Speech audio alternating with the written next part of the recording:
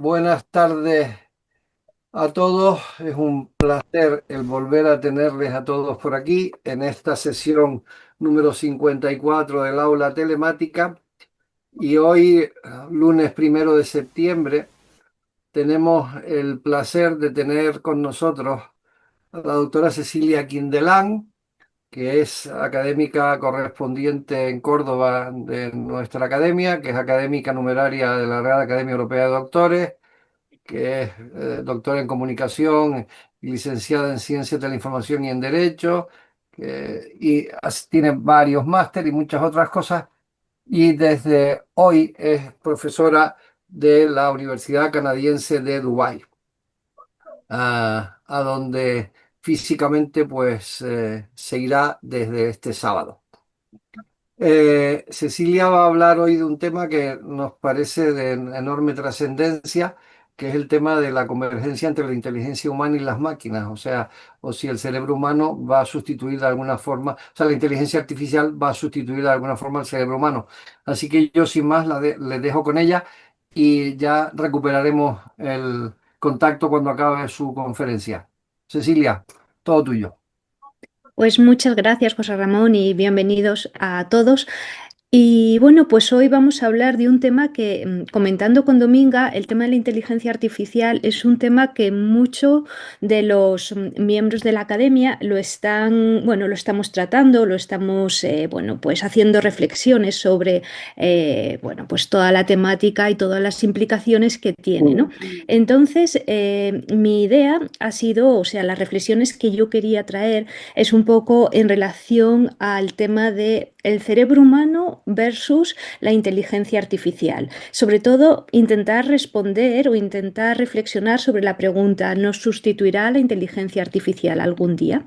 Entonces, sin más, lo que yo quería hacer es una exploración profunda sobre el presente y el futuro de la relación entre nuestra mente y las máquinas inteligentes. Entonces, pues vamos a analizar sus capacidades, sus limitaciones y ese posible camino hacia una simbiosis donde sea una colaboración entre ambos y pueda ser aún un incremento de la potencia y un incremento de las posibilidades que tiene nuestro cerebro humano.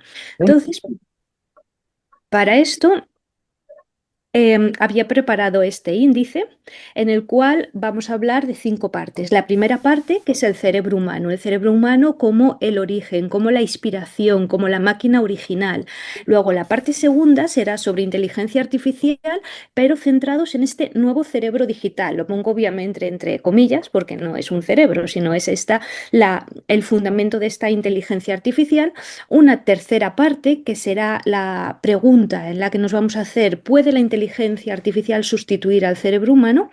Luego, en la parte cuarta, ya es cuando vamos a ver en qué estado estamos en esta simbiosis entre el humano y la inteligencia artificial. Y una última parte con unas reflexiones finales. Un poco es así como está estructurada la sesión de hoy, la conferencia. Cuando hablamos de inteligencia artificial y cuando hablamos de cerebro, inteligencia en esta unión, en esta conexión, pues tenemos que hablar de 3 personalidades claves, ¿no? En primer lugar tenemos a Geoffrey Hinton, luego también a Alan Turing y a Marvin Minsky. Entonces, el primero, Geoffrey Hinton, él es considerado el padrino o el padre del Deep Learning. Él estudió psicología y aplicó los principios neurocientíficos para revolucionar el aprendizaje automático con las redes neuronales profundas. Por otro lado, teníamos, como decía, Alan Turing, que además de sus contribuciones a la computación, él explora profundamente la relación que hay entre mente humana y máquinas en ese famoso artículo de Computing Machinery and Intelligence. Y luego, en tercer lugar, hablaremos de Marvin Minsky, que él fue el cofundador del Laboratorio de Inteligencia Artificial en el MIT, y él también combina la neurociencia con la computación para desarrollar teorías sobre cómo simular la cognición humana mediante las computadoras. Entonces, aquí he puesto un vídeo en el que vamos a ver cómo funciona esa conexión entre cada uno de los nodos para coger toda la información y llegar a una respuesta, a una solución, ¿no? Entonces, un ejemplo gráfico, aquí lo tenemos otra vez, y basado principalmente en la relación que hay entre las conexiones que hay entre las neuronas. Y aquí tenemos pues un paso más, que es eso llevado a todo el mundo al ámbito y al entorno de la computación. Entonces, vamos, continuamos un segundito, pongo otra vez el vídeo.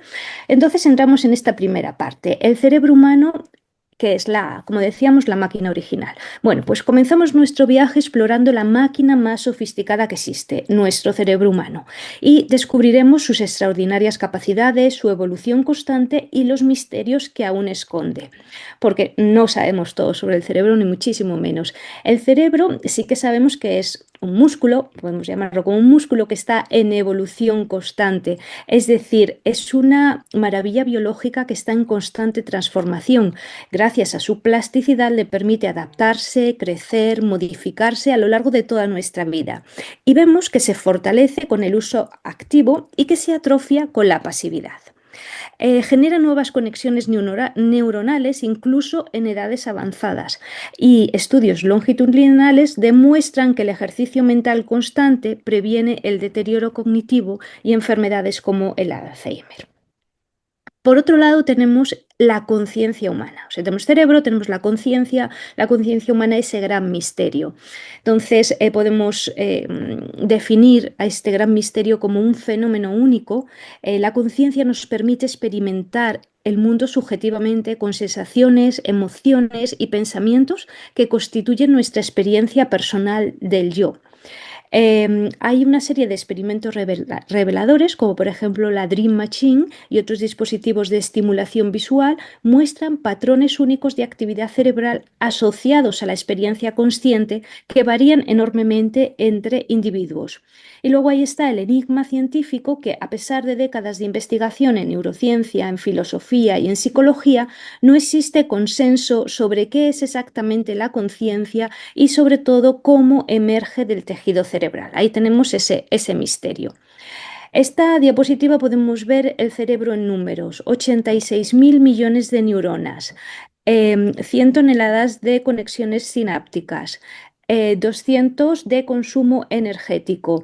Es decir, las neuronas, células especializadas que forman una red de comunicación compleja capaz de procesar información simultáneamente en múltiples niveles. Las conexiones sinápticas son enlaces entre las neuronas que permiten el procesamiento paralelo masivo y el almacenamiento distribuido de recuerdos y conocimientos. Y luego, esto es sorprendente, yo me quedaría con esta cifra: el consumo energético hace todas estas conexiones. Hay tal cantidad de movimiento dentro de nuestro cerebro que, a pesar de su increíble potencia, el cerebro humano consume aproximadamente la misma energía que una bombilla LED, mostrando una eficiencia inigualable. Entonces, esta combinación de potencia, eficiencia y capacidad adaptativa sigue siendo inigualable por cualquier sistema artificial creado hasta la fecha. Otro dato interesante, otro punto interesante es este de la amenaza de la amnesia digital. Como decíamos antes, gracias a la plasticidad del cerebro, pues las capacidades se pueden potenciar usándolo o se pueden disminuir si lo que hago es reducir su uso. Entonces, ¿qué está pasando? Teníamos a Geoffrey Hinton, que dice: la dependencia excesiva de la inteligencia artificial podría generar una recesión intelectual humana más rápida que la evolución de la propia tecnología. Y la verdad que a mí, yo puse la cita, la puse textual porque me hizo bastante que pensar, ¿no? Ese uso constante que hacemos cada vez más, sobre todo en las clases, lo vemos, los alumnos, las personas utilizan cada vez más los asistentes de inteligencia artificial. Desde luego que nos ahorran tiempo y nos volvemos más productivos, pero ¿qué está pasando? Las nuevas generaciones o en clase yo tengo que alumnos que utilizan esta inteligencia artificial como sustituto del pensamiento crítico además. Y entonces esto está creando una generación que delega cada vez más funciones cognitivas básicas. ¿Y esto qué puede provocar? Pues el posible deterioro de la memoria a largo plazo, la reducción de la capacidad de razonamiento profundo y la disminución de la creatividad espontánea. O sea, la inteligencia artificial vamos a ver cómo puede aumentar nuestra productividad, pero también si delegamos todo en ella, especialmente ese pensamiento crítico, podemos ver que nuestra memoria, o sea, esa potencia que le da la inteligencia artificial, va justo al revés, o sea, va a haber un deterioro en la memoria, ¿no? Entonces, esto es algo bastante, bueno, pues interesante y bastante, bueno, interesante para tenerlo presente. La parte 2 íbamos a hablar sobre la inteligencia artificial, sobre ese nuevo cerebro digital, ¿no? Entonces, exploramos ahora este fascinante mundo de la inteligencia artificial, también sus capacidades, sus limitaciones y sobre todo este ritmo que lleva súper rápido de evolución que está transformando toda nuestra relación con la tecnología.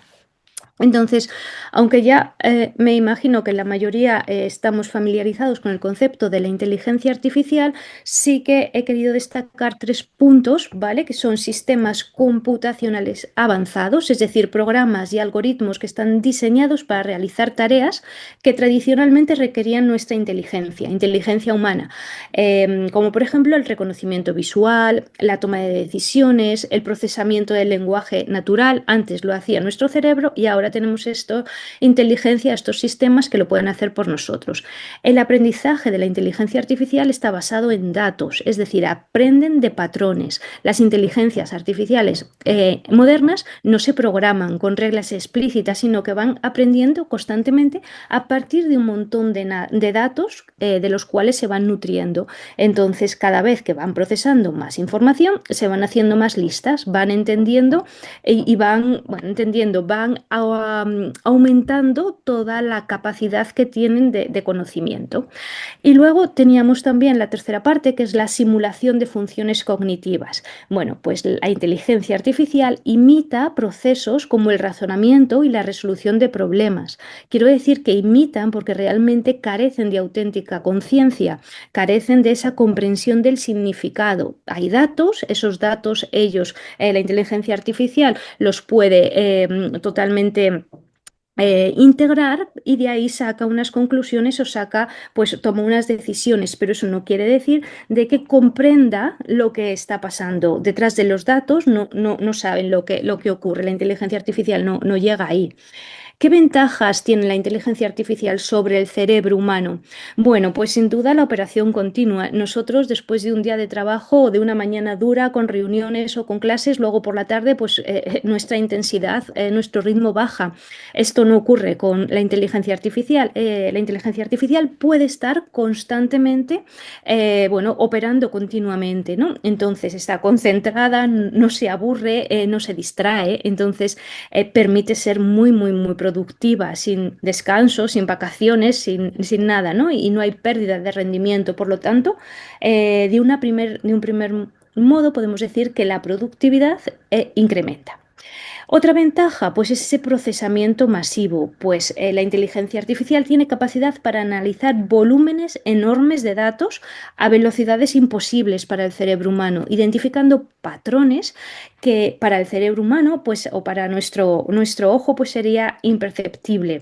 Nos llevaría muchísimo tiempo y no llegaríamos a ese detalle tan analítico como puede hacer la inteligencia artificial en este procesamiento masivo de datos.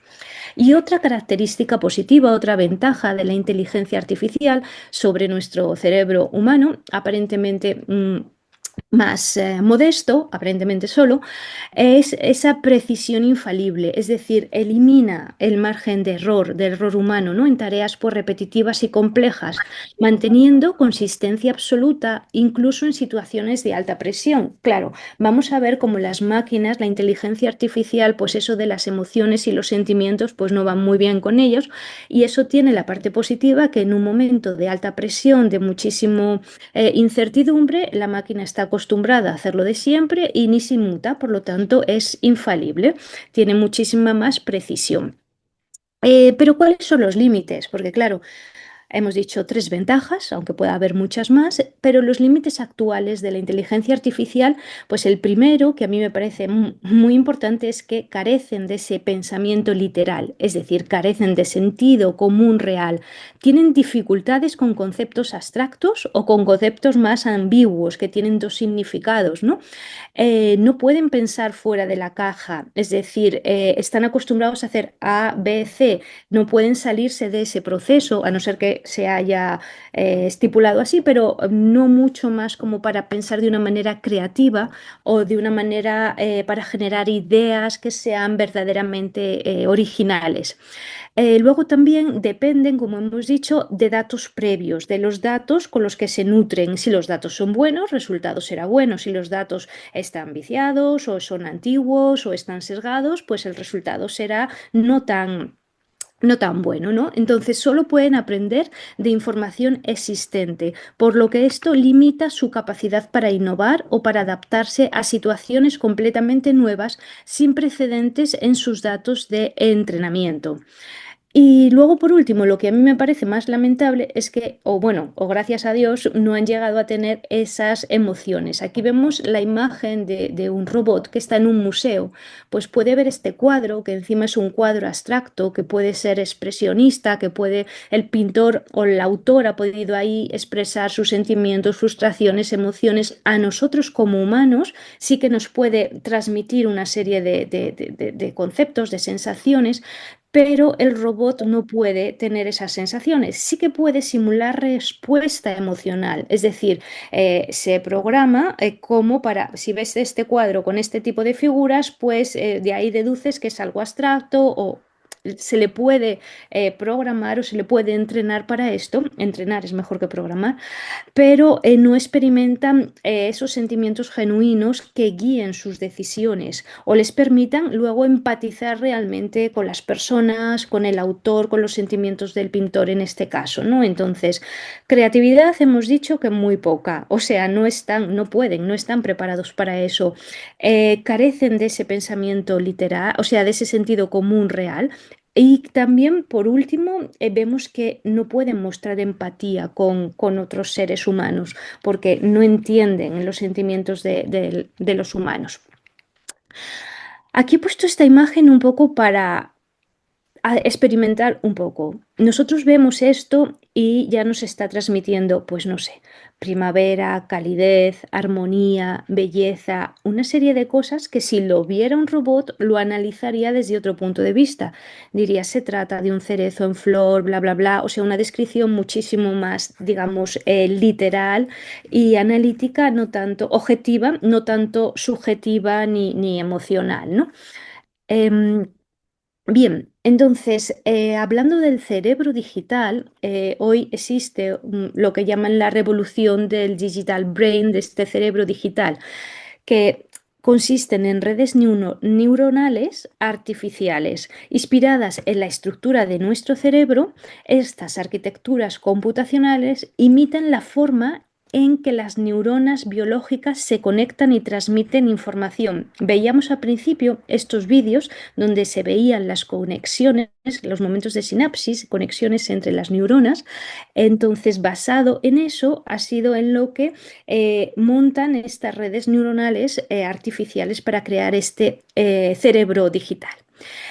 Aprendizaje profundo, ¿por qué? Porque son modelos con múltiples capas de procesamiento, entonces pueden descubrir representaciones muy complejas y abstractas perdón, muy complejas y abstraer conceptos a partir de datos brutos y similar a ese procesamiento jerárquico cerebral. Y luego, por último, es un razonamiento también explicable, es decir, sistemas avanzados como los de OpenAI que pueden detallar su proceso de razonamiento paso a paso, haciéndolo comprensible para los seres humanos. Entonces, esto es un poco desde el fundamento hasta dónde puede ir este cerebro digital. Aquí está el caso contrario, que es lo que llamamos los organoides inteligentes, que son cerebros biológicos que están introducidos o lo que quieren, lo que pretenden es introducirlos en las computadoras. Entonces, en esta frontera entre neurociencia y computación, los científicos están desarrollando pues una tecnología, bueno, están desarrollando muchas tecnologías, pero esta en concreto es bastante revolucionaria. Se trata de cultivar estos órganos cerebrales vivos, que son como mini cerebros, a partir de células madre humanas. Entonces, la conexión de estos tejidos neuronales a sistemas informáticos mediante interfaces especializadas harían esta clase de cerebro o este organoide inteligente, ¿no? Creación de biocomputadoras híbridas con eficiencia energética hasta 100 veces superior a los superordenadores tradicionales, que ya tienen bastante potencia. Entonces, todo este escenario, toda esta tecnología emergente, además de plantear, bueno, pues hacia dónde vamos, hacia dónde nos dirigimos, plantea profundos dilemas éticos sobre la posible conciencia de estos sistemas y sus derechos, difuminando la línea entre qué es máquina y hasta dónde llega el organismo vivo. O sea, esa barrera que decíamos, esa frontera, cada vez empieza a estar así como más mezclada o intermezclada en estas investigaciones o en estas tecnologías que se están ahora planteando o están pues investigando. La parte tercera de la ponencia de hoy era directamente analizar esta cuestión central. ¿Puede la inteligencia artificial sustituir al cerebro humano? ¿Tienen las inteligencias artificiales el potencial para reemplazar completamente a nuestras capacidades mentales o existen aspectos fundamentales de la cognición humana que pertenecen inaccesible para las máquinas? Entonces, no sé qué piensan ustedes, pero hay muchísima debate, hay mucho debate sobre si pueden sustituir o no pueden sustituir. Luego, al final, cuando terminemos, sí que me gustaría pues, que compartir puntos de vista y opinión.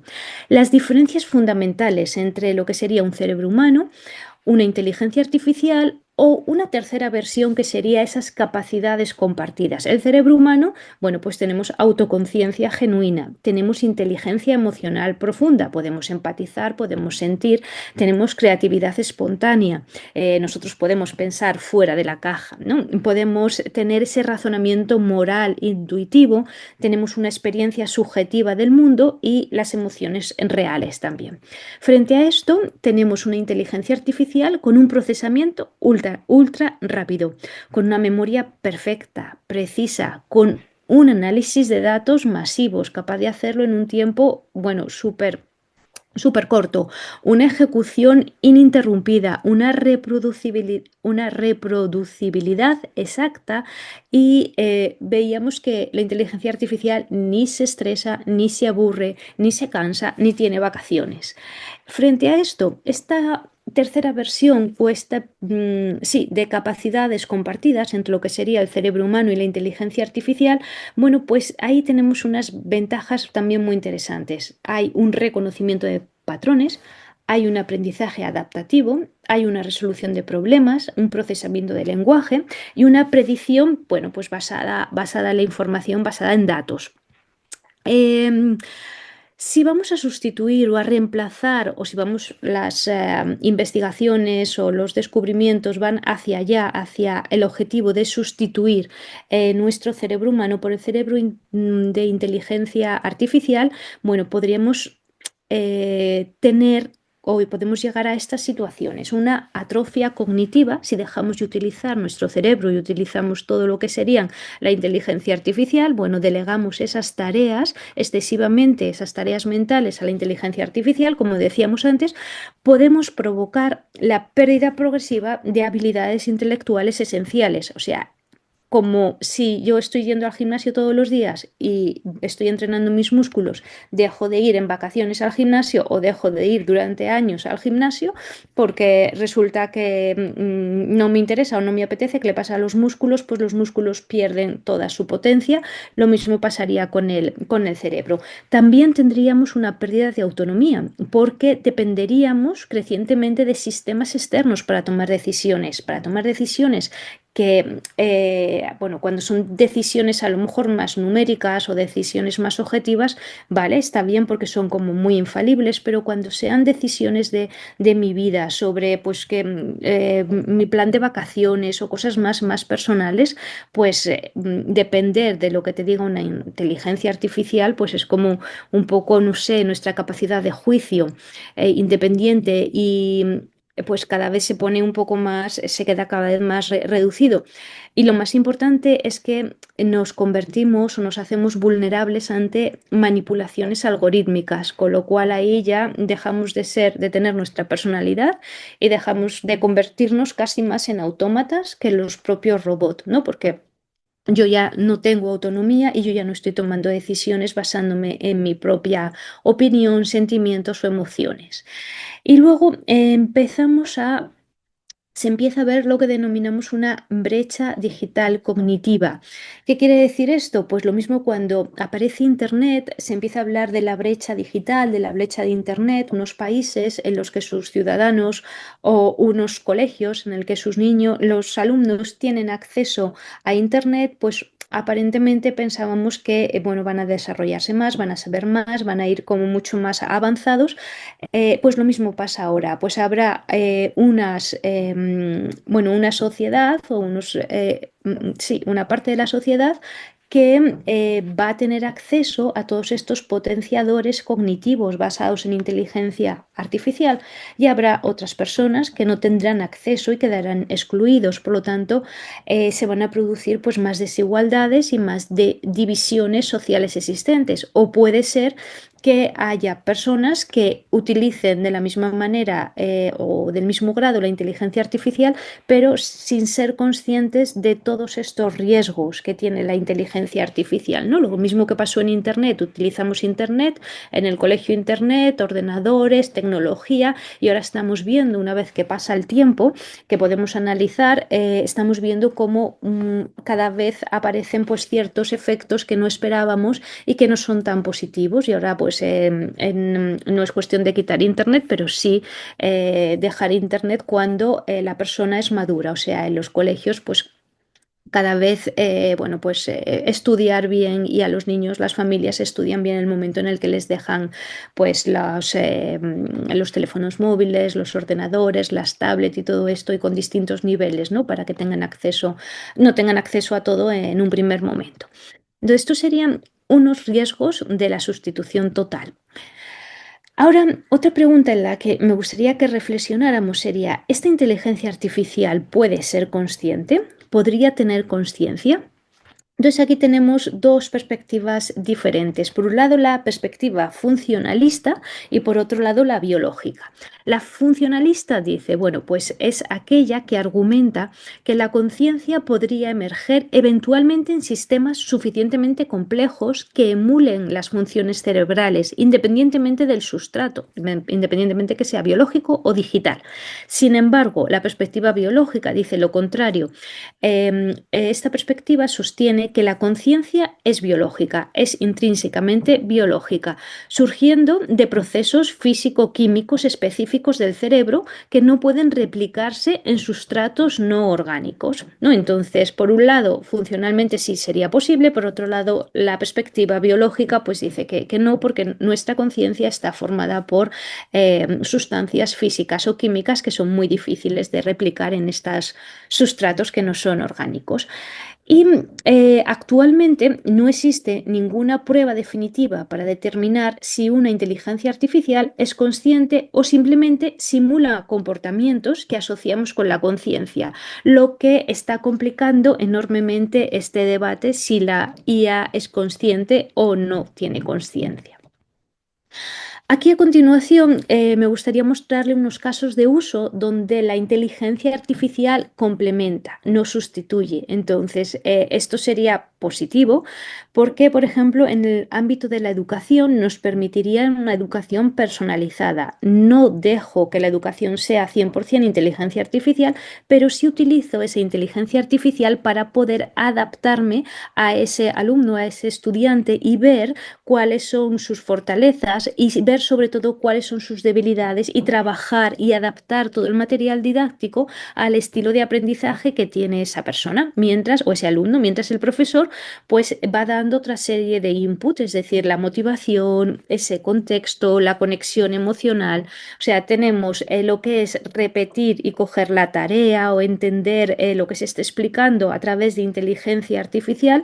En una clase podemos tener un profesor, pero si tenemos inteligencia artificial en los dispositivos, cada alumno, identificando cuáles son sus fortalezas, cuáles son sus debilidades, va a tener como una clase hecha a su medida. Por lo tanto, el grado de aprendizaje se entiende y se supone que va a ser más grande. Y el profesor está sobre todo, obviamente cuando hay dudas, responder también, aunque la inteligencia artificial también le resuelve, pero sobre todo para dar ese apoyo, ese, bueno, pues esa ilusión por descubrir y por conocer. Luego, en el ámbito más de la salud, pues tenemos, por ejemplo, la rehabilitación cognitiva, ¿no? Programas de inteligencia artificial que asisten en la recuperación de funciones cerebrales tras lesiones o enfermedades, complementando pues esa terapia humana con ejercicios adaptativos y ese monitoreo constante, ese pues apuntar o ese registro de todo para luego pues ver si se han modificado algunos patrones o si se puede, bueno, pues añadir o sacar alguna información relevante. Lo mismo que el diagnóstico médico, la inteligencia artificial realiza imágenes médicas y datos, pues, por ejemplo, para temas de mamografía, para temas de imágenes donde haya que identificar pues, una serie de patrones. Va a analizar también datos clínicos para sugerir posibles diagnósticos, dejando la decisión final y la comunicación con el paciente en manos del médico. Por lo tanto, igual que el profesor era la persona que tenía el vínculo con el alumno, o sea, en la parte más, digamos, emocional o en la parte más comunicativa, en el mundo de la salud, por supuesto, la decisión final, o sea, la inteligencia artificial me va a dar todo esto, pero luego es el médico, el profesional de la salud, quien toma una decisión final basada en toda la información que le ha dado la inteligencia artificial y sobre todo con el tema de la comunicación, porque si decimos que las máquinas, esta inteligencia artificial no son empáticos, si alguien tiene que ser empático es un médico, ¿no? Porque va a dar una noticia buena en algunos casos y en otros casos pues más complejas, ¿no? Entonces la parte de la comunicación va a ser muy importante y relevante en los nuevos profesionales de la salud. Vale, y pasamos ya a la parte cuarta, donde yo quería hacer esta mezcla, esta simbiosis entre el ser humano y la inteligencia artificial, y si realmente el futuro se espera que sea tan prometedor o, por otro lado, pues nos va a llevar a un sitio que no es el que queríamos, ¿no? Entonces, descubrimos ahora en esta parte una visión alternativa a la sustitución, es decir, la posibilidad de que haya una integración simbiótica entre mentes humanas y sistemas de inteligencia artificial, potenciando mutuamente sus capacidades y superando sus limitaciones individuales. Como a veces decimos en el mundo de las empresas, en el mundo del business, hoy cada vez más las empresas no son competitivas, las empresas cooperan entre ellos y llegan a un punto, o sea, sumando, cooperando, uniendo sus fuerzas, llegan a un punto superior, ¿no? Para, bueno, pues poder desarrollar más productos. Entonces, es la misma, el mismo ejemplo o es la misma base que sostiene esta simbiosis entre lo mejor que tiene el cerebro humano y aprovechar lo mejor que tiene la inteligencia artificial para poder llegar a un futuro pues que sea lo más óptimo posible o lo más prometedor. Entonces, si fusionamos estas inteligencias, podemos tener una integración, o sea, hay distintos niveles, ¿no? Podemos hablar de una integración neuronal directa, que es cuando la interfaz cerebro-computadora avanzada permite esa comunicación bidireccional instantánea entre neuronas y sistemas digitales. Podemos ir a una amplificación cognitiva, es cuando yo potencio esas capacidades humanas naturales mediante sistemas de inteligencia artificial integrados que lo que van a hacer es más memoria, me van a dar más capacidad de atención, más creatividad y más velocidad de procesamiento. Esa cognición distribuida sería el tercer nivel, que son procesos de pensamiento compartidos entre cerebros humanos y sistemas artificiales. Cada uno aporta sus fortalezas únicas para resolver esos problemas complejos. Y por último, esa inteligencia colectiva híbrida. Serían ya redes neuronales biológicas y artificiales interconectadas formando un ecosistema cognitivo global con capacidades emergentes superiores a la suma de cada una de las partes, ¿no? Entonces, aquí serían 4 niveles en función de cómo vayamos o vaya la investigación avanzando. Ejemplos reales, pues tenemos, por ejemplo, Neuralink, donde tenemos interfaces, o sea, Neuralink como marca y otros competidores que también están, otras marcas similares que también están haciendo un poco lo mismo, que son interfaces cerebrales que ya permiten a personas con parálisis cerebral controlar dispositivos con el pensamiento, sentando las bases para una comunicación bidireccional futura entre el cerebro y la máquina. Entonces, directamente se comunican. Otro ejemplo sería los sistemas de neurofeedback con inteligencia artificial, que son dispositivos que van a monitorizar la actividad cerebral en tiempo real y utilizan algoritmos de inteligencia artificial para optimizar las funciones ejecutivas mediante ese entrenamiento adaptativo personalizado. Y otro ejemplo sería el de los asistentes cognitivos integrados, que son aplicaciones que aprenden los patrones de pensamiento del usuario y complementan sus procesos cognitivos, anticipando necesidades y compensando debilidades específicas. Es decir, van por delante de nosotros y nos van poniendo soluciones o nos van compensando esas debilidades que ha visto que tenemos, ¿no? Estos son ejemplos reales que existen de simbiosis, de cómo se pueden potenciar ese cerebro humano con el cerebro o con esa inteligencia artificial. Bien, claro, en este panorama obviamente hay una serie de desafíos éticos y desafíos sociables. Como decíamos, el acceso debería ser equitativo, debería de ser para todo el mundo. Por lo tanto, sería necesario desarrollar políticas que garanticen que las tecnologías de mejora cognitiva estén disponibles para todos los grupos socioeconómicos, evitando crear una élite cognitivamente aumentada. Si yo no tengo capacidad económica para poder comprar o adquirir esta inteligencia artificial para potenciar la mía, el caso es que yo cada vez me voy volviendo, en teoría, como menos productivo, más torpe, más tonto, porque en función, en comparación con los otros que tienen toda esta tecnología, ¿no? Entonces habría que ver cómo se tiene, bueno, se potencia para que todo el mundo tenga acceso a esto. El tema de la autonomía mental. Claro, diseñar sistemas que potencien la capacidad de decisión humana sin sustituirla, permitiendo a los usuarios mantener el control sobre sus procesos cognitivos y decisiones. Es decir, que no me esté manipulando un tercero. Esa autonomía mental hay que garantizarla sí o sí, porque yo tengo que seguir siendo yo y tengo que seguir manteniendo el control sobre mis decisiones. Una cosa es que vea más alternativas, una cosa es que lo comprenda esas alternativas más rápido, pero al final la decisión la tengo que tomar yo como persona, ¿no? Luego también la privacidad neuronal, es decir, es establecer esas protecciones robustas para los datos cerebrales, considerando que representan ese nivel más íntimo, más personal, más propio de es nuestro yo, nuestra información humana, ¿no? Entonces, si ya con nuestra imagen, cuando se publica, se difunde o se mal difunde o pues todo esto de las fake news pues ya nos duele, nos molesta y causa un perjuicio bastante grave, pues en esta parte que aún es mucho más íntima, que es esa privacidad neuronal, cómo tomo las decisiones y no, pues eso hay que protegerlo porque es lo más inherente es bastante muy inherente al ser humano.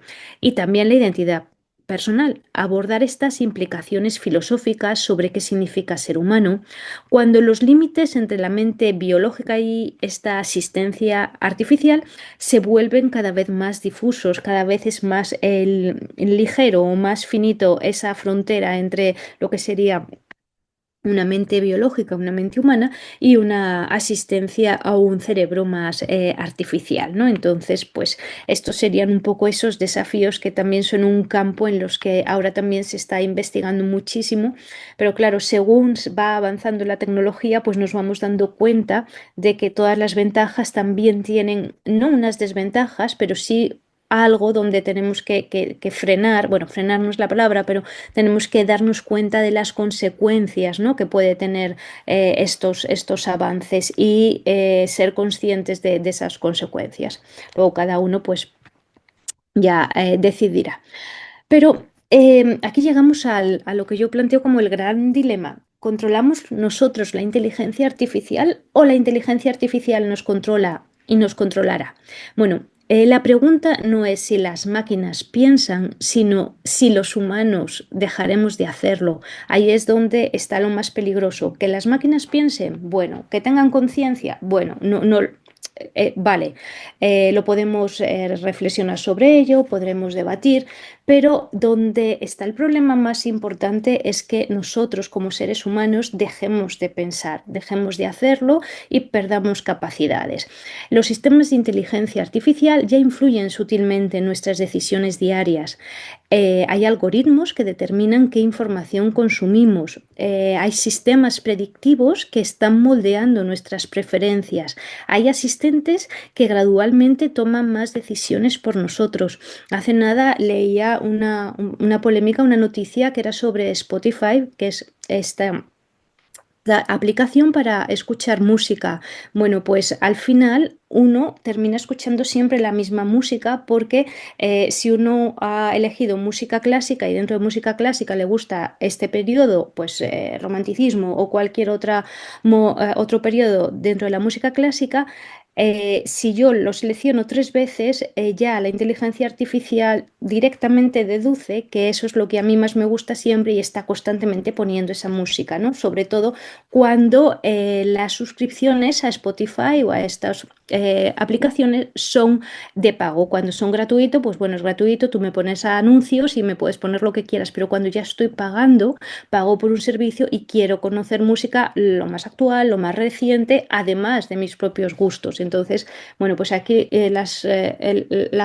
los equipos de Spotify o de Netflix también están teniendo este problema. Los usuarios, los consumidores, nos estamos quejando de existe muchísima más cantidad de información, sea música, películas, series, y la herramienta, o sea, la inteligencia artificial siempre me está ofreciendo, pues, o películas románticas, porque tuve una época en mi vida que me apetecían ver, o un momento del año en que estuve viendo películas de Navidad y estábamos en marzo y me seguía dando películas de Navidad porque vi muchas películas, entonces se entiende que me gustan esas películas, ¿no? Entonces, bueno, pues ahí tienen que avanzar un poco más. Pero claro, al final, cuanto más avance esta inteligencia artificial, tal vez más puede, pues, seguir dándonos información que yo no decido o nosotros no decidimos realmente que lo queremos consumir, ¿no? Aparece similar a algo que a mí me había gustado, entonces aquí hay bastante polémica. Entonces necesitamos urgentemente marcos regulatorios que garanticen la transparencia, que garanticen esa rendición de cuentas y el control humano significativo sobre los sistemas de inteligencia artificial que están transformando nuestra sociedad. Como todo lo que ocurre, primero va la tecnología, primero van los inventos y luego viene el mundo del derecho, ¿no?, regulando para, bueno, prevenir los efectos no tan positivos o los efectos negativos o los perniciosos de los descubrimientos de la tecnología. Eso no quiere decir que no se siga investigando ni que no se siga hacia adelante, pero siempre teniendo en cuenta pues este marco, un marco ético y cierto control, que no se nos vaya, bueno, pues esto. La última parte de la conferencia yo la había centrado más, bueno, en estas reflexiones finales, ¿no? De las ideas que he ido comentando, ¿no? Pues llegamos a este final de nuestro recorrido en el que hemos visto primero el cerebro humano, como es ese elemento en el que se inspira la inteligencia artificial. Hemos visto la inteligencia artificial como potencia mucho, pero no todos son ventajas. Hemos visto también, pues, si puede sustituir la inteligencia artificial a lo que sería el cerebro humano, esa simbiosis, ¿no? Esa combinación entre lo mejor de cada uno. Y entonces ahora quería cerrar ya esta charla con estas reflexiones finales, ¿no? Vamos a integrar todo lo que hemos visto para responder a la pregunta central que nos planteábamos al principio y proponer caminos constructivos hacia un futuro donde humanos e inteligencia artificial puedan coexistir de manera beneficiosa. Entonces, ante la pregunta, ¿nos sustituirá la inteligencia artificial algún día? Pues a día de hoy, la inteligencia artificial que vemos en el número uno, en el presente, la inteligencia artificial actúa la actual supera a lo humano en tareas específicas, pero carece de capacidades generales. Es una herramienta potente, pero limitada al contexto para el que fue diseñada. Otro segundo nivel sería ese nivel de qué va a pasar a corto plazo. Bueno, la inteligencia artificial puede convertirse en ese asistente avanzado, que son sistemas más sofisticados que aprenderán a anticipar necesidades humanas y realizar tareas más complejas con mínima supervisión, pero aún dependientes de objetivos establecidos por los humanos. Y ya ese futuro más a largo plazo, la inteligencia artificial se va a convertir pues en un socio intelectual con el que yo voy a convivir, con el que voy a trabajar. Posible emergencia de inteligencias artificiales generales con capacidades comparables a las humanas en muchos ámbitos, pero fundamentalmente diferentes en su naturaleza, experiencia y motivaciones. Y por último, la conclusión es ese complemento, es esa idea de complemento siempre de suma, no sustitución, porque incluso con avances exponenciales, la conciencia humana, con sus emociones, creatividad y experiencia subjetiva única, seguirá siendo irreemplazable e inimitable en su esencia. Entonces, ¿cómo prepararnos para el futuro? Bueno, pues vamos a basar nuestra educación en una educación transformadora, es decir, vamos a reformularla para enfatizar para que el ser humano, para que los alumnos, para que las personas tengan o desarrollen unas destrezas, unas habilidades exclusivamente suyas, propias, nuestras, ¿no? Ese pensamiento crítico, esa creatividad, inteligencia emocional, esa ética aplicada, ¿no? Entonces las escuelas deben enseñar a colaborar, a cómo se trabaja con la inteligencia artificial en lugar de sustituirla o competir contra ella, ni reemplazarla ni rechazarla. La idea es tener un uso consciente, desarrollar hábitos de utilización equilibrada de la tecnología, alternando entre momentos de asistencia digital y periodos donde la persona va a pensar más independientemente para seguir manteniendo nuestras capacidades cognitivas y no llegar a esa amnesia digital, que como estamos delegando todo en la inteligencia artificial, al final no activo mi músculo, por lo tanto mi cerebro se atrofia. Y luego una investigación, cada vez es más importante la investigación multidisciplinar. Es decir, fomentar la colaboración entre neurocientíficos, entre expertos en inteligencia artificial, entre filósofos, entre sociólogos, para desarrollar tecnologías que respeten y potencien la cognición humana en lugar de atrofiarla. Por lo tanto, nuestra inspiración siempre va a ser en esa máquina más compleja, en el cerebro humano, porque es donde viene la creatividad genuina, puede innovar sin tener precedentes. Hay algo muy interesante que yo leí en un libro el libro era de un profesor, era de Nacho, no recuerdo el apellido, pero es una persona, bueno, un antropólogo, y En relación a la creatividad, dijo, ¿cómo surge la idea del cuchillo o la idea de la flecha? Porque si nosotros pues partimos de un martillo, pues del martillo puedes pasar a una herramienta más sofisticada, pero ya en la imagen, o sea, en nuestra mente ya aparece esa idea de existe el martillo, pues hago un martillo, lo perfecciono o algo más, pero el primer cuchillo, la primera herramienta, la primera flecha, o sea, de dónde sale, ¿no? Sin haber visto el cerebro humano, sin haber visto nada similar, es capaz de hacer una serie de conexiones y de sacar como resultado una solución a un problema. Ignacio Martínez es el profesor de la Universidad de Alcalá de Henares, que escribió un libro y él hablaba de la creatividad tan genuina del ser humano que sin necesidad de datos puede sacar directamente de su creatividad pues soluciones. Capacidad para generar conciencia y la identidad personal. La habilidad para experimentar emociones profundas y significativas, esa comprensión intuitiva de valores, de ética, del significado existencial y esa adaptabilidad contextual infinita ante situaciones imprevistas, ¿no? Estas cualidades fundamentales hacen que nuestro cerebro sea no solo el inspirador de toda inteligencia artificial, sino también su maestro y también debe de ser su guía moral. Y ya para terminar pongo esta cita de Geoffrey Hinton. Él fue el pionero de la inteligencia artificial y premio Turing. La inteligencia artificial no es rival del cerebro humano, sino su espejo y su herramienta. Entonces, esta reflexión del padrino del aprendizaje profundo nos recuerda que la inteligencia artificial en su esencia es una extensión de nuestra propia inteligencia. No está destinada a reemplazarnos, sino a reflejar nuestras capacidades. Como espejo, refleja nuestra capacidad y sirve como herramienta para amplificar nuestro potencial humano. Bueno, pues con esto yo quería agradecerles su atención. Tenía por aquí algunas preguntas que luego podemos comentar. Y bueno, destacar esa colaboración entre los dos cerebros y vemos aquí en la imagen cómo se está produciendo un ejemplo, o sea, una supuesta sinapsis entre estos dos cerebros. Bueno, aquí les dejo algunos recursos recomendados por si alguien tiene más interés en profundizar en esto. Y nada, pues muchísimas gracias por su atención y cedo la palabra a José Ramón.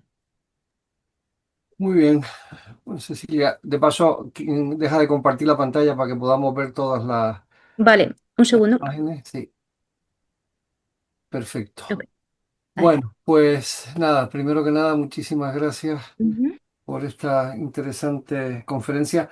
Y de hecho, lo que me sorprende es que haya sido capaz de hablar después de estar 4 horas dando clases a sus alumnos emiratíes, porque empezó a dar clases a la 1 de la tarde, acabó a las 5, ha tenido una hora de pausa y se ha puesto ahora a dar esta conferencia, con lo cual eh, que sirva eso de homenaje por, por haber sido capaz de hacerlo, porque la verdad es que fue un tour de force del día de hoy. Así que nada, yo ahora le cedo la palabra a todos los que quieran hacer alguna pregunta. Yo aquí de momento no estoy viendo, no sé por qué, las diferentes caras de todos. Solo veo la de Cecilia, pero a ver, voy a ver si Yo veo consigo. todos. No, ya está, ya lo veo a todos, vale. Perfecto, pues entonces nada, ahora el que quiera preguntar, pues ya sabe, directamente, mira, estoy viendo a Fernando que levanta la mano, bien. Mm. Pues Fernando, pon tu micrófono y ahora, ya. Ya, ya está puesto, sí. Verá, es una perogrullada lo que voy a decir, pero al cerebro humano se le puede engañar.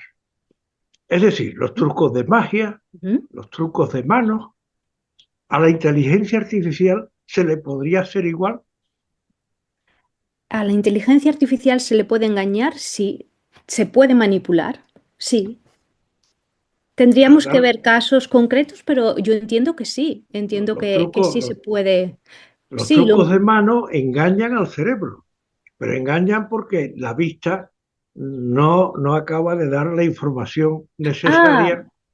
ahora, Fernando, te había entendido mal.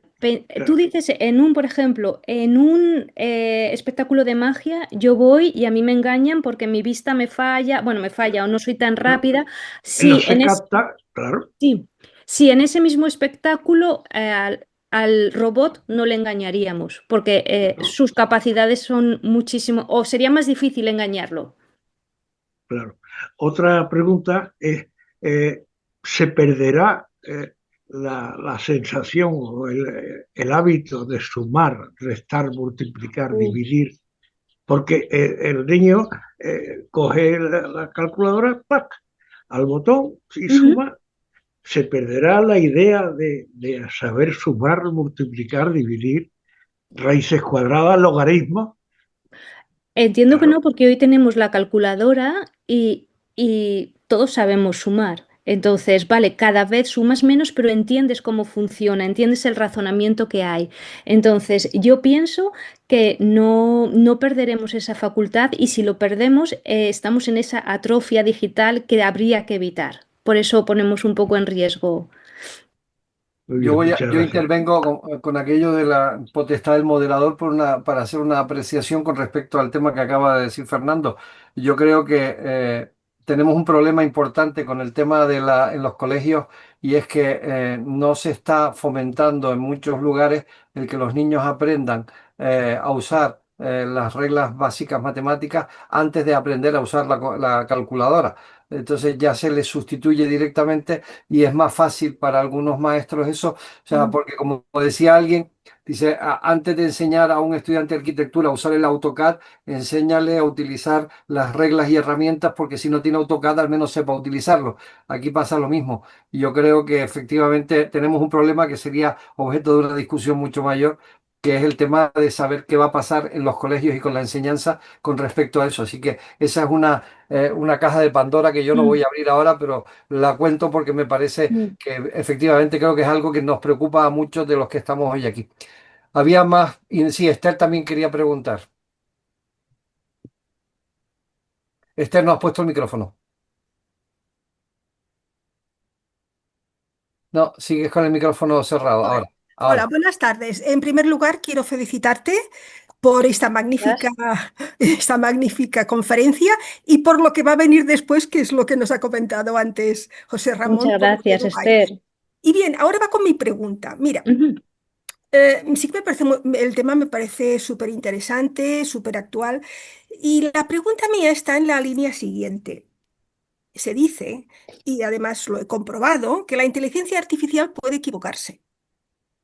Y entonces, ujú, pues bueno, dices, ¿dónde ha conseguido esos datos para cometer estos errores? Por ejemplo, pues no sé, darme una bibliografía que no existe, ujú. por ejemplo, ¿no? Entonces, mi pregunta es, si tú corriges en el sentido de decir, oye, que esto no es lo que tú me dices, que no es así, sino que es esto otro, ¿aprende la inteligencia de mi corrección o no sirve de nada? Sí aprende, va constantemente aprendiendo, dependiendo qué tipo de inteligencia, pero sí, sí aprende, puede aprender. Sí, va construyendo y entonces sabe que tú como usuario esto va mal y va mal para ti. Si otra persona lo hace, eh, quiero decir, si hay inteligencias artificiales que están, por ejemplo, metidas dentro de una empresa, entonces lo que aprende, se queda en la empresa, porque es como propiedad intelectual de la empresa. Si está en abierto, lo que yo hago, pues por ejemplo, ChatGPT o Perplexity, lo tengo en abierto, lo que yo voy aprendiendo, o sea, lo que yo le voy contando a la inteligencia artificial, sí va aprendiendo. Y al siguiente le diría cada Correcto, vez se lo más diría correcto correcto. o más aproximado. Sí, sí, sí. Pero que sí, que falla, claro que falla. Sí, Y son doy las fe de ello. alucinaciones que se llaman, sí. Doy fe de ello, que Mm, falla. Pero bueno, sí. sí, tiene utilidad. La verdad es que es un instrumento Claro, de gran utilidad y creo que como otros instrumentos, pues no podemos dejarlo de lado, sino utilizarlo claro. todo lo que podamos para nuestro mayor rendimiento. Me Yo parece muy opino bien, igual. Sí, sí, sí, sí. Más pero no me preguntas. sustituye. Creo que María. Juan Jesús. Ah, No, pone el sonido que lo tiene el micrófono. Gracias, ¿eh? de nada, Esther. Bueno, pues muchísimas gracias y enhorabuena por la conferencia tan preciosa e interesante con que nos ha regalado. Eh, Gracias. Puestos a establecer comparaciones entre la inteligencia que llamamos natural y la artificial, a mí me gustaría señalar que natural realmente lo que quiere decir es que es un producto con el que la evolución ha dotado a unos mamíferos muy complejos. Ujú, ujú, Y lo ha hecho no directamente, sino a través de pequeñas modificaciones de ancestros nuestros, introduciendo mutaciones que han sido muy beneficiosas para que cada vez pues, tengamos ahora la especie humana que tenemos pues, con más capacidades claramente que las anteriores. Entonces, si nos fijamos en esa diferencia intrínseca, fundamental, es que nuestra inteligencia es un producto de la evolución. ¿Por qué han medrado esas mutaciones concretas? Es decir, ¿cómo ha sido diseñado? No es que haya un diseñador, pero ¿cómo ha sido diseñado seleccionando mutación tras mutación? Pues ha sido para hacer a cada persona ujú. mantenerse viva, medrar, tener descendencia, alimentarse, etcétera, etcétera. Es decir, es una herramienta diseñada para una cosa, Para un fin. Ujú, para un fin. ujú, Y claro, para ese fin es fundamental que esa inteligencia está computando tantísimas cosas del propio organismo ujú, y de las informaciones que le vienen de fuera, con lo que tiene que establecer un modelo del mundo, eso sí que es sacar patrones. ujú, Pues en ese contexto, para ayudarse de una manera práctica a conseguir sus objetivos con esa red neuronal capaz de computar, de establecer ujú, extrapolaciones y buscar patrones, todo lo demás, ha inventado una imagen, una figura que a nosotros nos despista mucho, que es el yo. ujú, Pero claro, la inteligencia artificial no tiene ese problemático, ujú, no tiene esa problemática, no tiene un organismo al que mantener vivo y está en otras cosas, está en su capacidad de computar, ahora empezando, pero a una datos. velocidad enorme Ujú, podrá alcanzar pues todo lo alcanzable que para nosotros hoy día es inimaginable. Nos encontramos ahí ante un tema que nos va a influir mucho, la humanidad va a verse sacudida de una manera enorme y sinceramente da un poco de miedo, pero también hay que ujú, verlo con optimismo. Va a ser una capacidad potenciadora, como tú muy bien has ujú, planteado. Esa simbiosis puede ser muy productiva.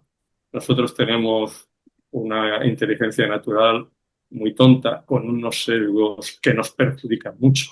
ujú. Es decir, que tenemos verdaderos defectos de fabricación en nuestra mente.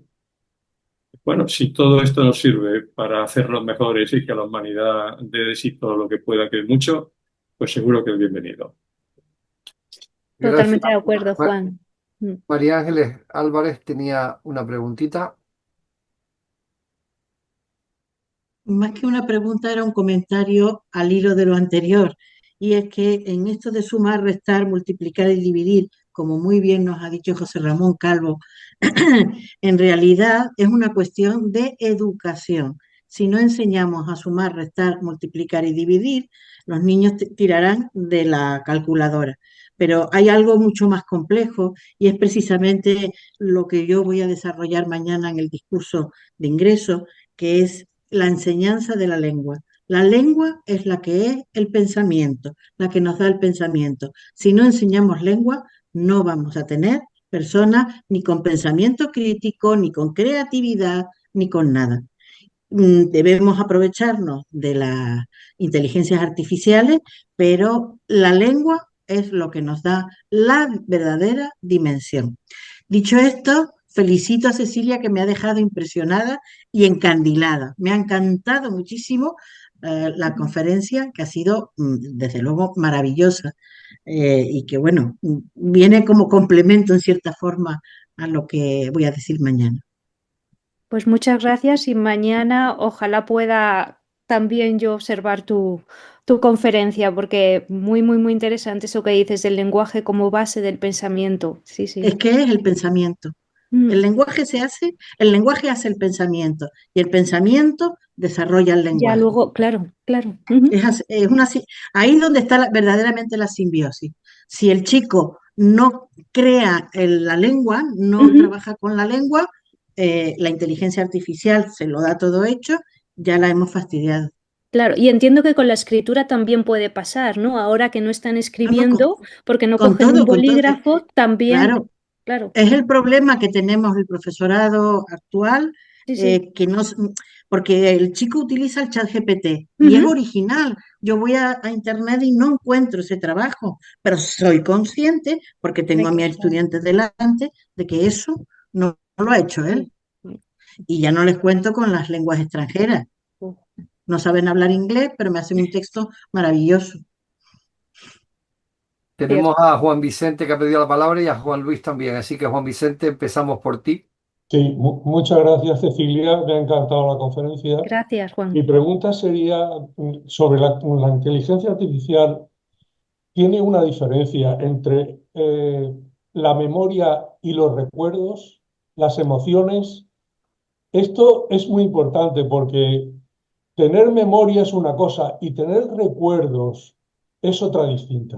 Ujú. Además, me gustaría saber, o casi si fuese posible, que la inteligencia artificial resuelva el gran problema de la filosofía, que es la conciencia.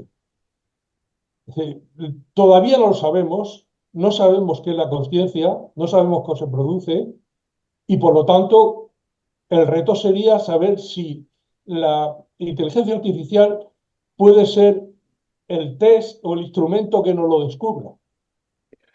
La verdad que yo no me atrevo a decir sí, sí o sí no, sería muy pretencioso por mi parte, pero yo creo que es una herramienta muy potente que está ahí y para descubrir las siguientes cosas que tocan o que tenemos que descubrir, yo creo que hay que contar con ella. No lo sé, sinceramente no lo sé. Pienso que, ¿por qué no? ¿Por qué no? Porque podría analizar mucho más. Hay algunas pruebas que se están haciendo, pero no podría, entiendo que sí, pero no sé exactamente responderte con certeza.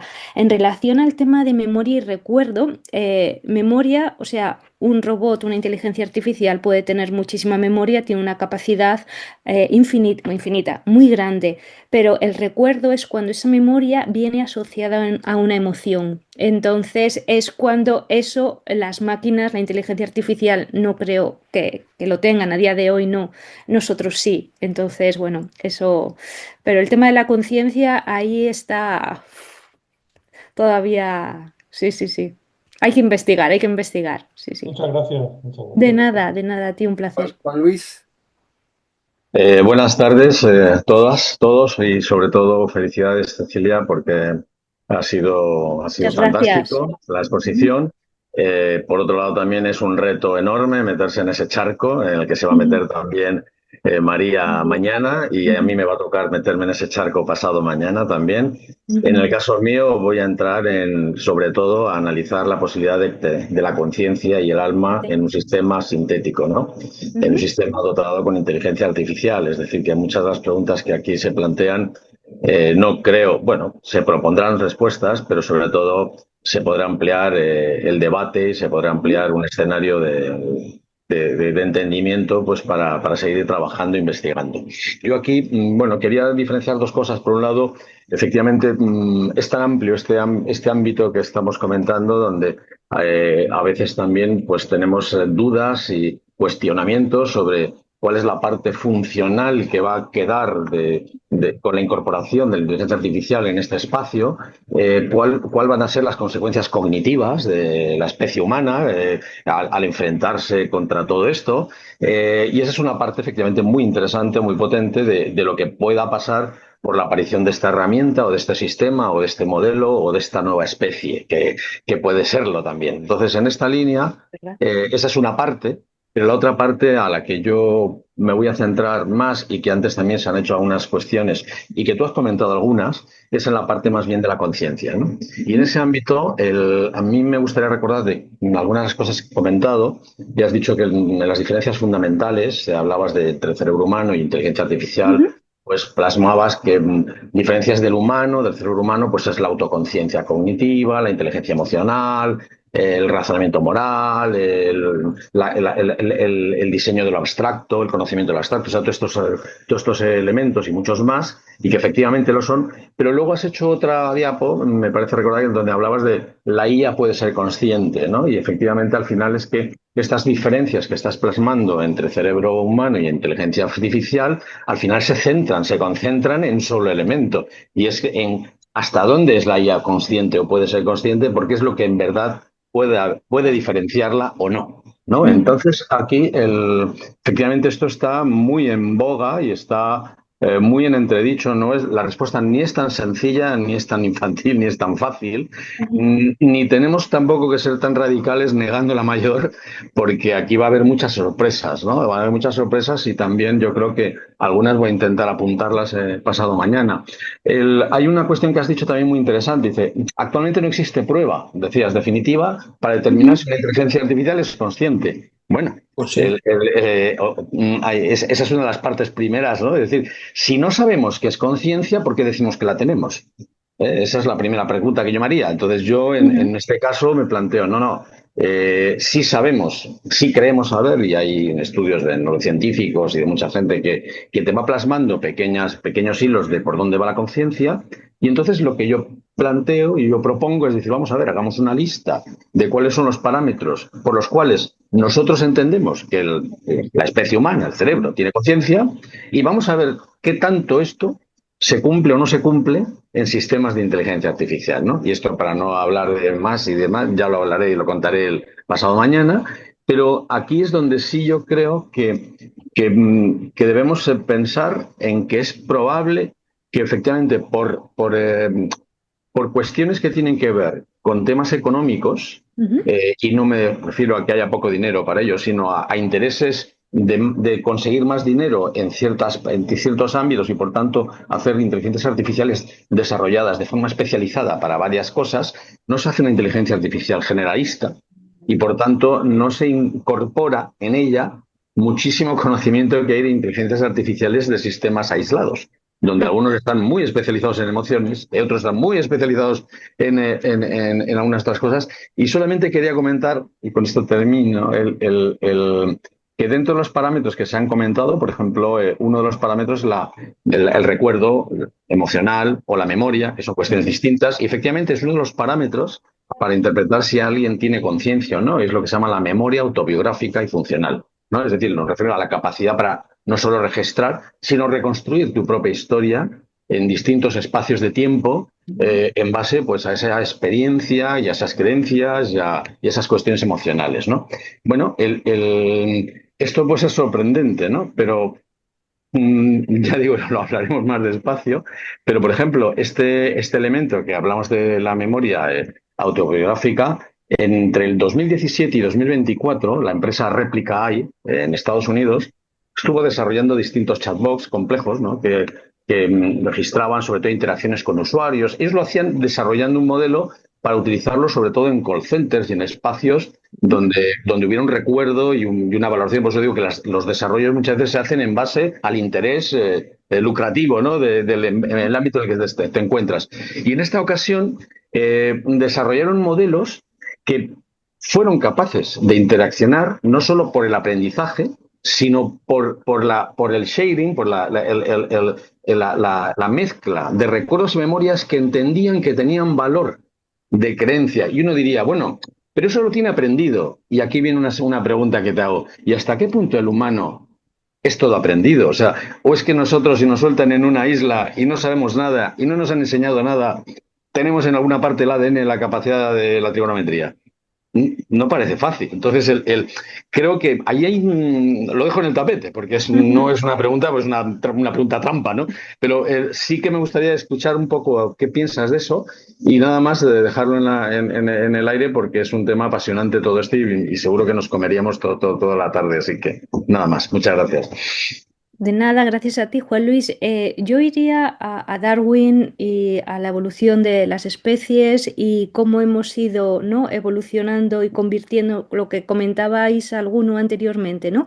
Cómo hemos ido en función en base a, pues eso, mejorar nuestra reproducción, bueno, pues para que no se pierda nuestra especie, ¿no? Entonces, pues la trigonometría la tenemos en el ADN.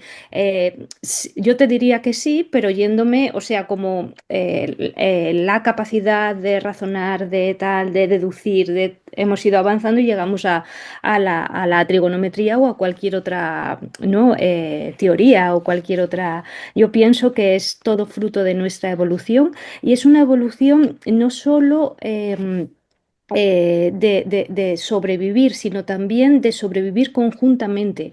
Leyendo también libros de antropología que últimamente estoy, inteligencia artificial sí, pero a veces como todo se termina tan abstracto, vuelvo otra vez a la parte más antropológica, ¿no? Entonces, vale, está esa evolución como para resolver mis necesidades y para resolver, bueno, pues que la especie siga ahí, pero por otro lado es esa evolución social, es decir, por qué los padres o las madres, padre o madre, pueden dar la vida por sus hijos. O sea, eso otras especies no lo hacen. Entonces, ahí también hay otro tema que es como muy interesante, que no es solo la supervivencia individual, sino supervivencia como nuestra especie, y eso sí que va en nuestros genes. Y a mí eso me parece como algo bastante, o sea, muy asombroso, ¿no?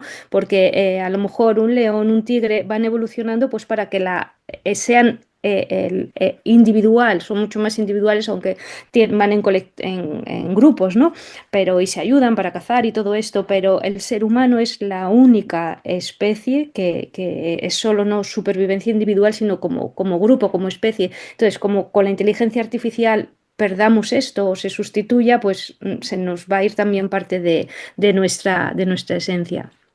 No sé si me he Hemos- ido por otro lado, Juan Luis, igual no te he respondido a la pregunta, pero han sido un poco las reflexiones que me han surgido al Está escucharte. bien, está bien, porque la idea también aquí es plasmar muchas cosas que ninguno Claro, tenemos la verdad absoluta, o sea que claro. está muy bien y también te abren otros siglos. O sea, muchas gracias, Celia. De nada, tenemos dos tío. palabras pedidas, Jesús y Raquel. Así que Jesús, todo tuyo. Muchas gracias, José Ramón. Bueno, en primer lugar quería felicitar a Cecilia por Gracias, su Jesús. magnífica conferencia y luego la verdad es que es un debate interesantísimo. Yo no sé si voy a poder asistir estos días a las conferencias, me gustaría muchísimo, pero bueno, al menos va a quedar grabado Mm. y sobre eso vamos a poder debatir después. Me ha interesado muchísimo lo que ha comentado también María y Juan Luis. Y bueno, yo quería hacer solamente una apreciación para el debate y es que esta inteligencia artificial de alguna manera surge de la inteligencia natural, es decir, Ujú. es una inteligencia paralela que surge de nuestra propia inteligencia. Es una especie de subproducto de lo que nosotros hacemos, ¿no? ¿Hasta qué punto ese subproducto depende de nuestra propia inteligencia? Esa sería una apreciación. Y luego la otra es, en relación con lo que ha comentado María, que me ha parecido interesantísimo, pues es cierto que los conceptos, incluso los conceptos intangibles que van asociados a los distintos tipos de lenguaje, influyen en nuestra forma de pensar y viceversa, ¿no? Es una especie de retroalimentación entre el lenguaje y el pensamiento. Yo lo sé, por ejemplo, ahora que estoy empezando a estudiar guaraní, que en guaraní, pues los conceptos guaraníes no tienen nada que ver, ellos no dicen buenos días, sino que dicen mashapá, dicen cómo amaneciste, ¿no? Algo que ocurre, por ejemplo, en el chequia también, ¿no? Entonces, ¿hasta qué punto, si la inteligencia artificial está aprendida, pues, de un chino, de un japonés o de una persona con otro tipo de concepto en su forma de pensar y de hablar, ¿no sería más adecuado hablar de inteligencias artificiales y no solamente de una inteligencia artificial? ¿O hay algún tipo de factor estándar común que incorpora todas esas inteligencias, ¿no? Nada más, felicitarte de nuevo, Cecilia, y nada más, un saludo para todos. Gracias, gracias Jesús. Súper interesante los dos matices, ¿no? que comentas. Eh, por supuesto, la inteligencia artificial es fruto de nuestra inteligencia, ¿no? De nuestro desarrollo, pero nuestro desarrollo llega a un momento que igual es tan potente que llega a superarnos. Entonces, sí, es fruto, obviamente, es como muy básico, es fruto de nuestra inteligencia. Y luego la segunda pregunta, el segundo comentario que hacías, ¿te importa recordármelo? Porque me lo había apuntado, pero Sí, dado que existen conceptos diferentes en la forma de pensar Ah, sí, sí, y sí, del sí, sí. lenguaje, si Sí, sí, realmente habría sí. que hablar Claro, de claro. distintas inteligencias artificiales o hay algún factor común a todas ellas. Claro, claro, la inteligencia artificial se basa en datos. Esos datos son lo que nutren todo el conocimiento, entre comillas, de cada inteligencia artificial. Entonces, si esos datos están como más orientados a una cultura china, a una cultura anglosajona o a alguna cultura, por ejemplo, cuando tú vas a investigar, como la mayoría de la investigación está en inglés, si tú lo pones en español, te va a dar menos resultado, entonces te obliga a hacerlo en inglés. Entonces, eso es solo un ejemplo, pero también pasa a la hora de hacer esas búsquedas. Entonces, inteligencia artificial, una genérica, no creo, o sea, sí, pero sería como digamos, como un cuadrado y sobre ese cuadrado tengo las distintas versiones o los distintos puntos de vista dependiendo de con qué datos, o sea, se ha nutrido esa inteligencia artificial. Es como inteligencia natural, hay una, digamos, que es la del ser humano, pero luego según lo ha desarrollado cada uno, según dónde ha crecido, según todo su influencia social, cultural, pues su inteligencia, pues como que puede ser, o su conocimiento puede cambiar y puede estar más sesgado hacia una cosa, hacia otra cosa. Entonces, sí, es interesante ese concepto de inteligencia artificial como básico o general, pero a día de hoy, como los datos son datos nuestros y nosotros somos seres como a veces muy subjetivos, pues sin darnos cuenta, pues al final el resultado de esa inteligencia artificial no es tan general o tan objetiva, sino que está basada en nuestra propia inteligencia que es subjetiva, digamos. O sea, con esos sesgos. Pues muchas gracias, Cecilia. Y si me permite, José Ramón, solamente una cosa, y es que esto podría enraizar también con los aspectos éticos, ¿no? Es decir, los aspectos Total, culturales total. y la Ujú, visión, la percepción, ujú, las aproximaciones a los claro. distintos temas de las distintas culturas. Y bueno, tu explicación del cuadrado con los distintos lados y ángulos del problema me parece muy interesante. Y si a eso añadimos además la complejidad de los temas éticos y los conceptos intangibles Ya. asociados pues a Mm, la moralidad dentro de cada forma de pensar, a la ética, etcétera, etcétera, pues me ujú. parece muy interesante. Muchas gracias, Cecilia. Sí, no, no, no. Jesús, algún día hablaremos en guaraní entonces, porque es uno de los idiomas que más me gustan y conozco alguna cosa de él. Raquel, te toca. Eso. Gracias, Cecilia. Me uno a las felicitaciones. Gracias, Raquel. Me ha fascinado, me ha encantado, sobre todo esa última parte que nos da tanto miedo y que al mismo tiempo pues nos encandila, ¿no? Mm, Me pasa un poquito como a los compañeros anteriores. Me encantan la recuperación de las cuestiones que se han dicho, porque a mí me surgen también muchísimas preguntas, ¿no? Pero son preguntas en el aire que me quedan sin contestar. En cuanto, por ejemplo, a la conciencia, en lo que decían de la diferencia entre la memoria y el recuerdo siempre lleva ignorancia, lleva nostalgia, pero ujú. por una razón, por el concepto de mortalidad.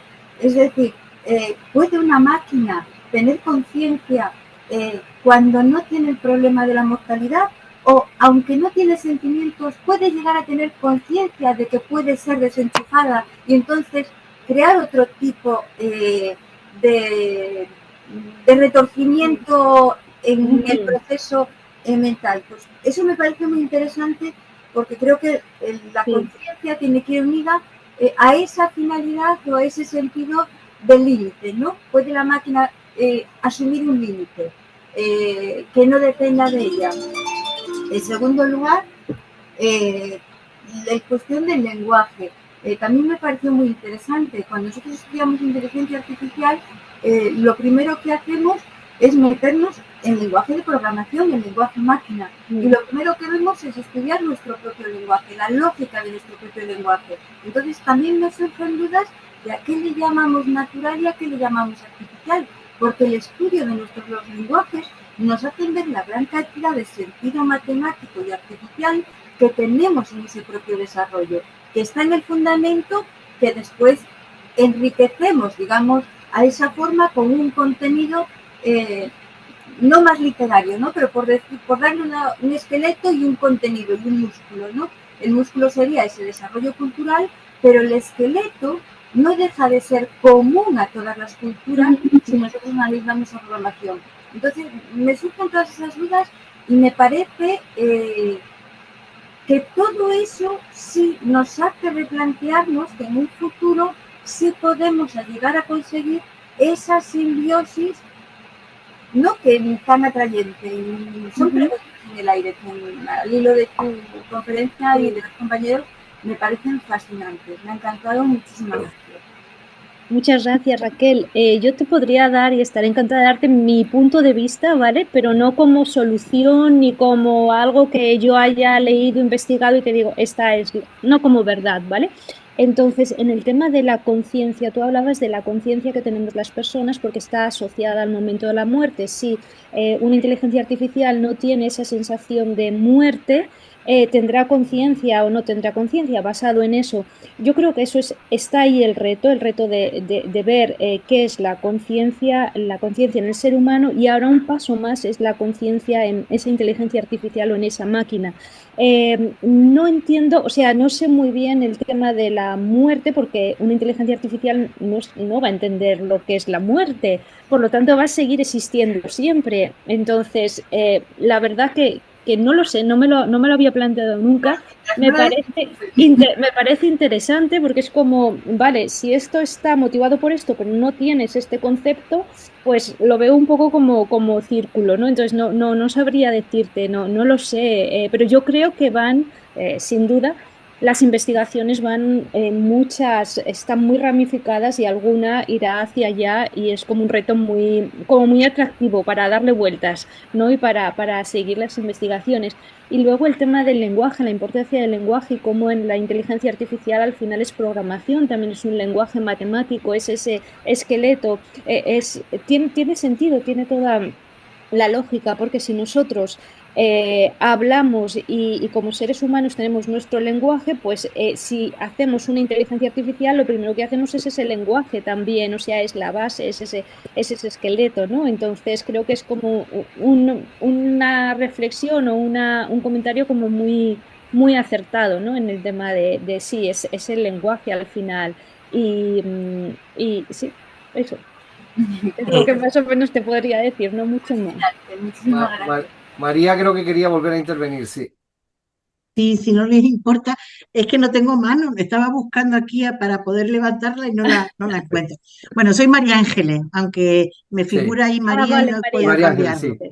María Ángeles, las inteligencias artificiales, como muy bien nos han indicado antes, las inteligencias artificiales pueden morir. Yo las desconecto, ya mueren. Y Claro. recuerden Tiene todo, energía, claro. 2001, Odisea del Espacio, cómo se bloquea para que no la desconecten. Okay. Ahí No. sí que la inteligencia artificial tenía conciencia de que podía morir. Yo creo que la película 2001, Odisea del Espacio de Kubrick, es de lo más premonitoria teniendo en cuenta que se filma en los años 50 del siglo pasado y que es de un cuento de 1948. Creo que la cosa es interesante, pero mucho. Y no me ha dado tiempo de leerme las otras novelas que salieron después, que 2036 y 2057, no sé qué, pero desde luego la de 2001 es premonitoria, como fue en 1984 de George Orwell. Entonces, yo creo que conciencia tienen, alma no. Conciencia no tampoco. ¿Alguien quiere decir algo más antes de dar la palabra a nuestro señor presidente? Antonio. Bueno, buenas tardes, perdona, mil disculpas, me he incorporado tarde. Me encanta este tema, me apasiona este tema, llevo dedicándole mucho tiempo al mismo. Tengo una profesión quirúrgica que hace que utilicemos inteligencia artificial hace mucho tiempo. Y como no he oído todo, enhorabuena Cecilia, seguro, pero dos matices. Lo que más le hace daño a la inteligencia artificial es el nombre. No es ni inteligencia ni es artificial. O si no es inteligencia y no es artificial, ¿para qué hablamos de eso? Es tan rudimentario. La inteligencia artificial es simplemente un big data con macrocomputación. Nada más, no es un robot. Lo perdonen que yo estoy siendo un poco demasiado a lo mejor muy quirúrgico, pero es que lo estoy viviendo. le hace un daño enorme el nombre. El nombre se lo puso un periodista. Es verdad que facilitó que todo el mundo hablara de inteligencia artificial, pero no es ni inteligencia ni artificial. Como no es ni inteligencia artificial, solamente funciona con algo tan rudimentario como luz eléctrica. Si no hay luz eléctrica, no hay energía y no hay otra, por ahora, que pueda alimentar la superconmutación, no hay inteligencia artificial. Primero, entonces vamos a ponerlo en su sitio. No es un peligro, es un polimata. Es el polimata de la ciencia, es el Da Vinci de hace 2 siglos, que tiene la capacidad que nuestro cerebro nunca podrá. Nuestro cerebro utiliza nada más que glucosa, como ustedes saben, para alimentarse, por cierto, y casi ni se agota, no utiliza electricidad, y además el 20% de la electricidad mundial se está gastando en superconmutación. Lo que fíjense ustedes si es limitante. Es la inteligencia, por otro lado, es un hallazgo técnico, no es un hallazgo técnico, no tiene otra cosa que técnica. Muy importante. Yo no le tengo miedo a ninguno. Gracias a la inteligencia artificial estoy operando de una manera o de otra. Gracias a la inteligencia artificial estamos hablando tú y yo, Cecilia. Pero no le saquemos que es algo distinto. ¿Cómo vas a hacer un dato técnico que tenga conciencia? Me encanta el tema de la conciencia. Yo estoy haciendo también una tesis de filosofía, me encanta. Pero no le pidamos a la inteligencia artificial lo que no puede dar, porque no está hecho para eso. Ha venido para ayudar, ha venido para ser un polimata de verdad. Por cierto, no hay otra energía que pueda alimentar por ahora. Los americanos, un grupo americano de Harvard está intentando hacer energía nuclear pequeña para poder alimentar la superconmutación, porque se agota. Luego, si yo no aprieto el botón, no hay inteligencia artificial. Cualquiera de nosotros. Y para mí no son inteligencias distintas. Y después hay algo tremendamente definitivo. Nunca tendrá sentimientos, lo digo taxativamente, porque los sentimientos es una composición muy abigarrada de hormonas, conexiones, etcétera, que no lo viene a dar la inteligencia artificial porque no la puede dar. No le pidamos que dé. Cuando uno le da una mala noticia, ¿por qué llora? Ese mecanismo es tan complejo. Una mala noticia es algo insustancial, no tiene fundamento orgánico, y llorar es orgánico. ¿Por qué llora? Bueno, porque ahí hay una conexión evidente de lo que significa sentimiento, etcétera. La inteligencia artificial nunca tendrá ojo clínico, nunca podrá tener ojo clínico, de lo cual vivimos los médicos. Y no es suplementable, no tiene arreglar. Lo que diagnostica mejor que yo.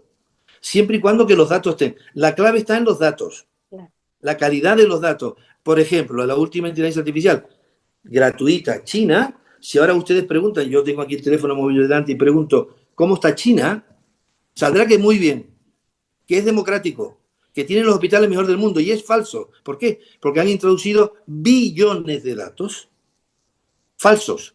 Luego la calidad hay que confirmarlo antes para que los algoritmos sean correctos y aceptables. Y después otra cosa más grave también, necesita enfriamiento, agua. Gasta millones de litros de agua en la macrocomputación.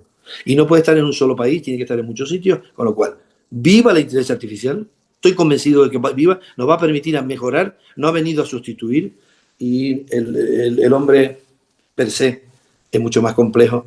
Gracias a alguien, uno lo llaman Dios, tremendamente importante. Gracias.